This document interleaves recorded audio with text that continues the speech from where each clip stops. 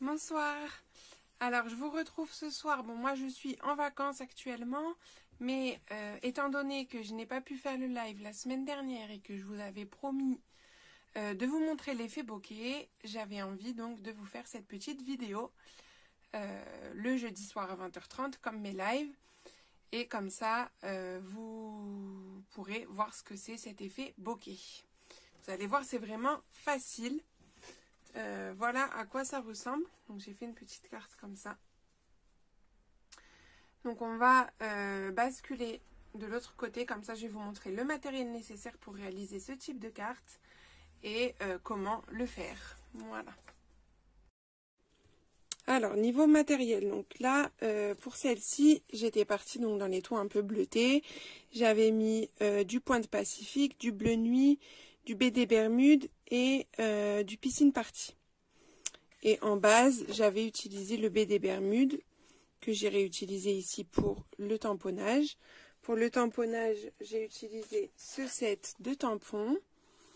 J'avais envie même de rajouter des petits motifs comme ça, mais après j'avais peur que ça fasse trop chargé, donc j'ai pas rajouté au final. Et là, je voulais faire un petit peu dans les tons rosés. Donc, je vais utiliser le fleur de cerisier, le flamant fougueux, le pierre rose poli et le melon mambo. En base, du coup, j'utiliserai le pierre rose poli. Pour ça, donc, il vous faudra un morceau de 14,85 par 21. Dans la longueur des 21, nous ferons un pli à 10,5, hein, une base de carte somme toute classique.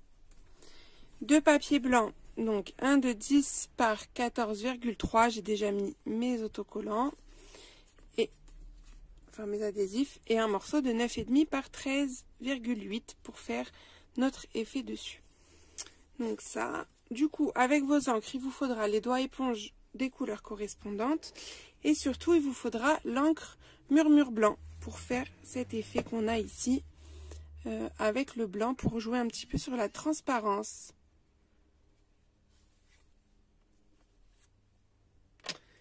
Donc, on est parti, mon kiki.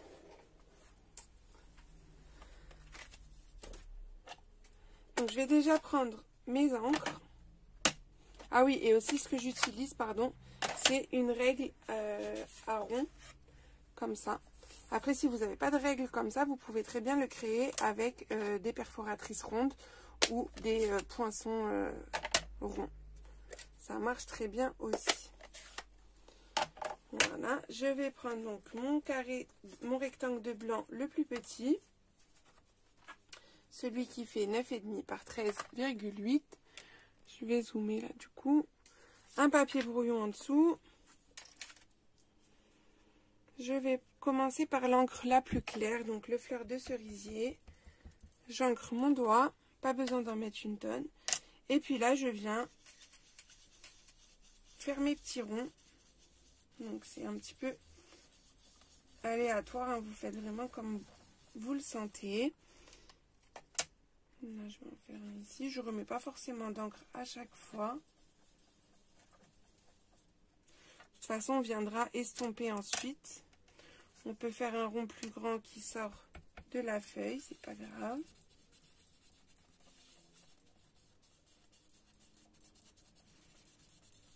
Et puis au fur et à mesure, je vais faire donc les différentes couleurs du plus clair au plus foncé. Si ça a bougé un petit peu comme moi à l'instant, c'est pas grave, puisqu'après on viendra estomper tout ça. On peut déjà commencer à le faire un peu. Donc vous voyez, là j'enlève mon gabarit et je viens tout autour. Donc je reste toujours dans l'esprit du rond, mais j'aurais pu un rond aussi parfait, puisque je n'ai plus de gabarit autour.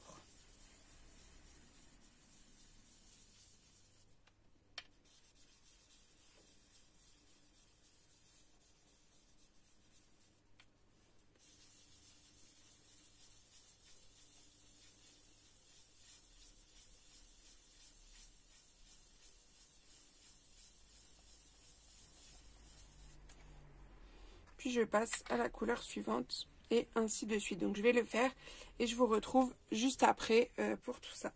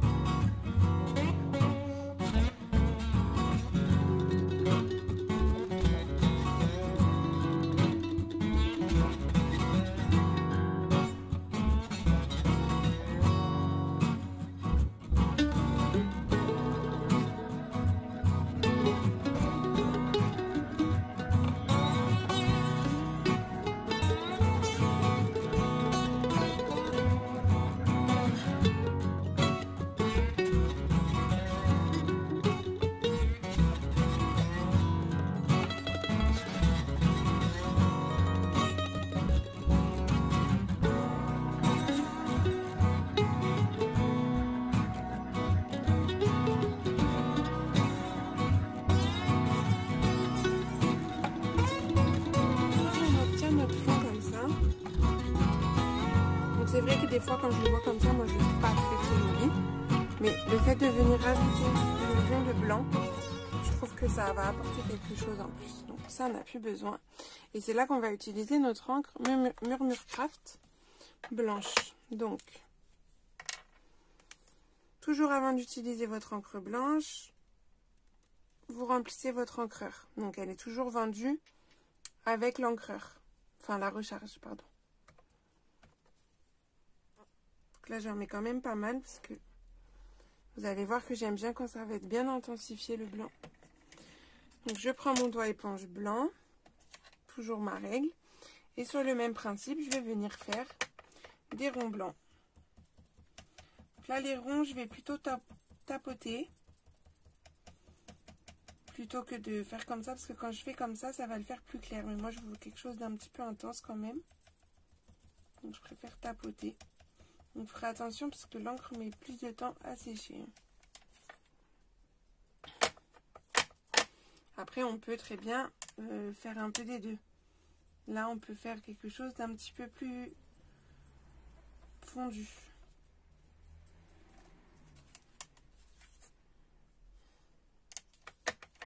Donc c'est pareil, c'est aléatoire, hein.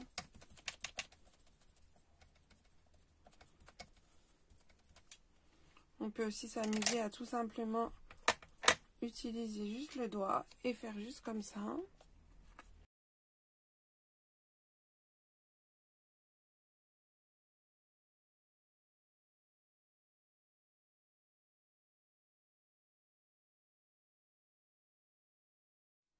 Voilà, quand ça vous plaît, vous vous arrêtez.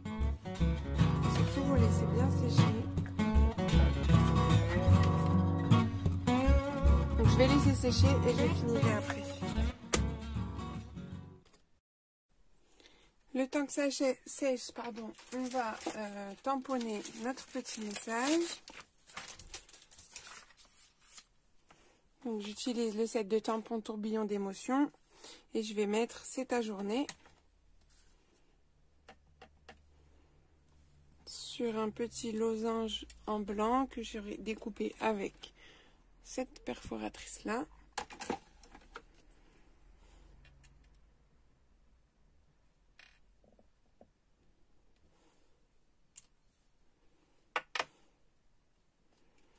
Je vais ancrer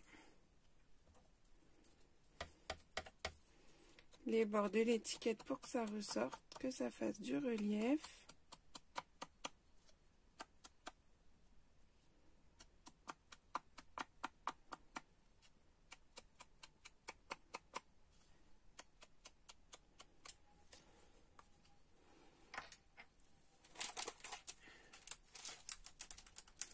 Des petites mousses 3D.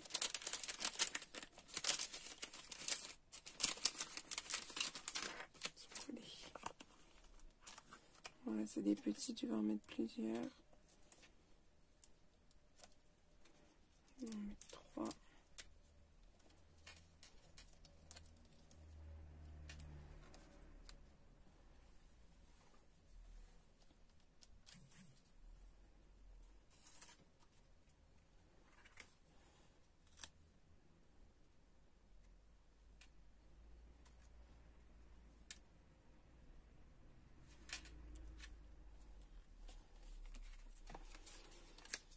J'ai plus qu'à assembler le tout. Donc j'avais déjà mis l'adhésif au dos.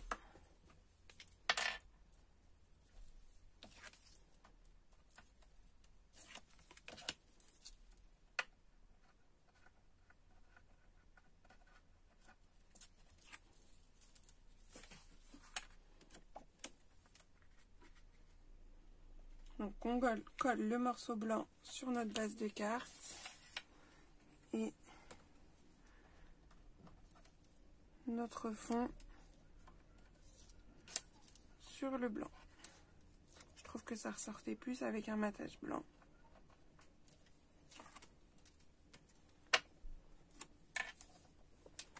Donc, attention au sens de l'étiquette. Bon, j'appuie pas partout parce que c'est pas tout à fait sec. Et je vais ajouter des petits strass. Bon, je vais prendre les Incolor, comme ça je suis dans la bonne couleur.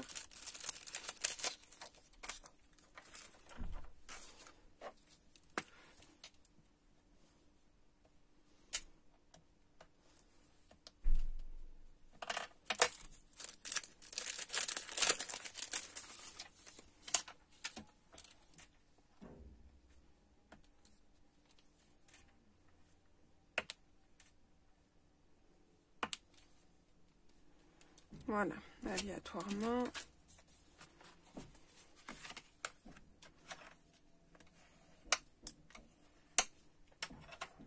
Et voilà notre jolie carte qui est terminée. Je vous mets la version bleue à côté. Vous me direz ce que vous préférez entre la rose et la bleue. Je vous souhaite une bonne soirée.